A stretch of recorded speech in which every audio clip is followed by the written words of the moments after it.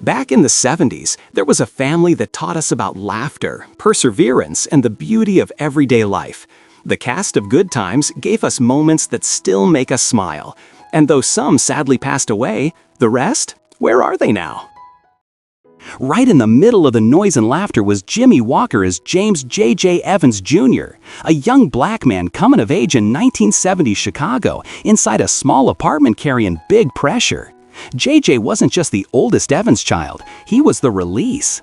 Between bell-bottoms, afros, disco records, and the heat of the projects, he found ways to make life feel lighter.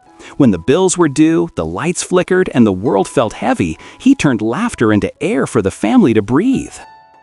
To us, he felt real, loud, bold, and always pushing joy into tight spaces. Behind the jokes was a young black man trying to be seen, trying to matter, trying to help without the tools to do it perfectly. Decades later, Jimmie Walker still performs, speaks truth, and shares stories of a time that shaped a generation, teaching how to survive, laugh, and be fully seen. At the heart of the Evans household stood John Amos as James Evans Sr., a working-class black father in the 1970s, carrying pressure with quiet pride. James was discipline, principle, and sacrifice in human form. He worked long days, demanded respect, and taught his children how to stand tall when the world pushed back. He wasn't just a provider, he was protection, direction, and moral ground inside a fragile home. Every word carried consequence. Every lesson was rooted in love, even when it came wrapped in firmness. Through him, we saw black fatherhood portrayed with dignity, strength, and accountability. And when John Amos left us, that image remained. James Evans Sr. still stands as a reminder of men who held families together without applause. He represents pride, responsibility, and the quiet power of never giving up on your people. His presence shaped a generation and still speaks to us today. Right into the Evans world came Janet Jackson as Millicent Penny Gordon Woods, an 11-year-old carrying more pain than any child should have to bear. Penny wasn't just quiet or shy, she was a survivor. Abandoned, learning who to trust, and navigating a world that offered little safety, she clung to the Evans family like a lifeline. Between disco beats, afros, and the relentless grind of 1970s Chicago projects, her small frame carried heavy burdens, yet she still found ways to hope, to love, to reach for belonging. Every glance, every careful word, every act of courage taught viewers what it meant to protect, nurture, and truly see children others ignored. Today, Janet Jackson is a global icon, but Penny's story endures. That little girl on the screen reminds us that survival can be quiet, courage can be still, and love can live in the smallest gestures, lessons that echo across generations.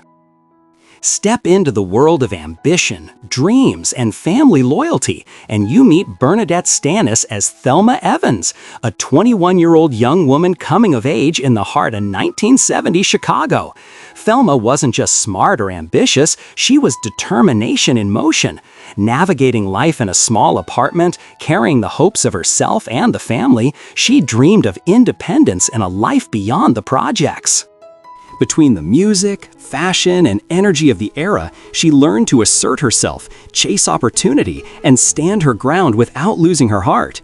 She balanced love for her family with a desire to define her own path, to claim her place in a world that often underestimated young black women. Today, Bernadette Stanis's portrayal endures. Thelma reminds us of those who dared to dream, demanded respect, and refused to let circumstance dictate their story, lessons that still inspire generations. Right in the middle of all the lessons, laughter, and struggles stood Ralph Carter as Michael Evans, the 13-year-old youngest son of the Evans family, smart, outspoken, fearless in a world that often told him to stay small. Michael wasn't just the kid cracking jokes or following his siblings, he was a young black boy learning to question everything.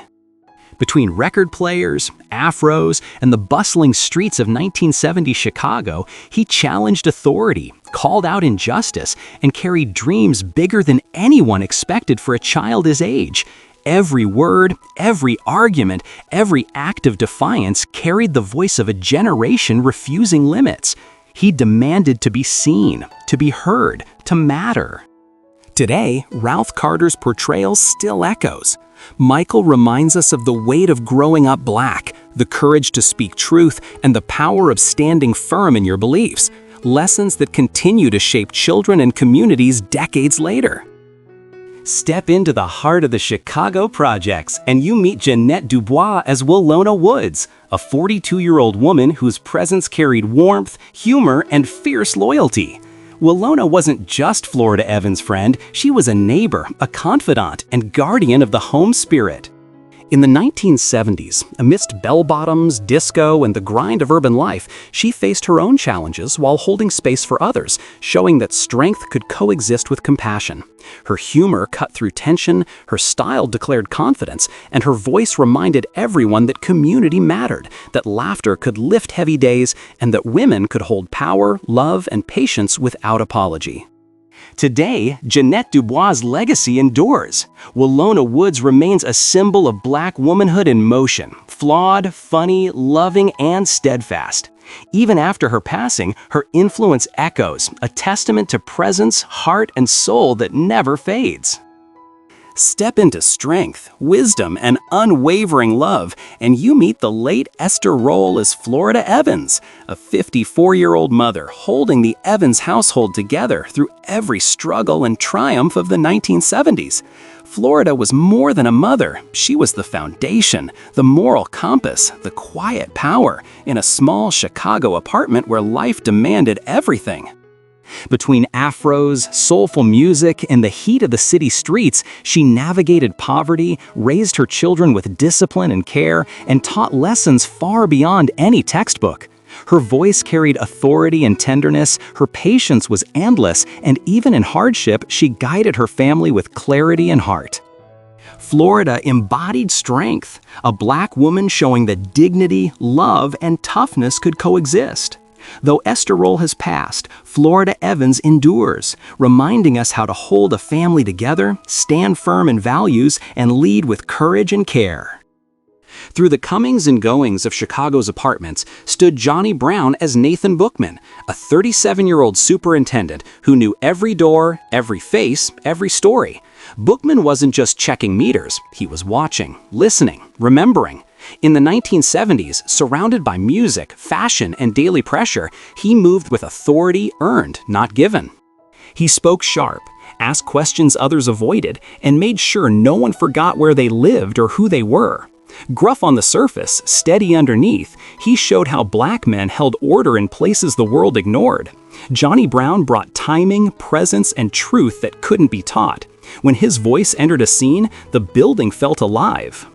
Johnny Brown is gone now, but Bookman remains, walking those halls in memory, reminding us that Black life was full, layered, and watched over by people who cared more than they showed. Even silence remembered him, there still. Walk into the world of ambition, love, and struggle, and you meet Ben Powers as Keith Anderson, a 28-year-old football player whose presence reshaped the Evans household. Keith was more than an athlete. He was Thelma Evans' love, a man whose skill on the field carried the hopes of Black men chasing dreams in the 1970s. Drafted by the Chicago Bears, he bore the pride of collegiate success while carrying the pressure of professional sports. At home, he faced real challenges, a marriage tested by hidden struggles, expectations, and the ever-present threat of injury. He wasn't perfect, but he worked to provide, to protect, and to love fully. The man who brought Keith to life left the world too soon, yet his energy, ambition, and quiet courage live on, a reminder of what it meant to rise, fight, and love against the odds. And just like that, our journey through Good Times television show comes to a close. Chicago, Florida, and James all following each other, carrying the laughter, love, and lessons of the Evans family. If this walk down memory lane touched your heart, like, subscribe, and hit the bell. This has been Good Times Cast Then and Now 2026. Until the next TV show, laugh loud, love big, and keep those good times close to your heart.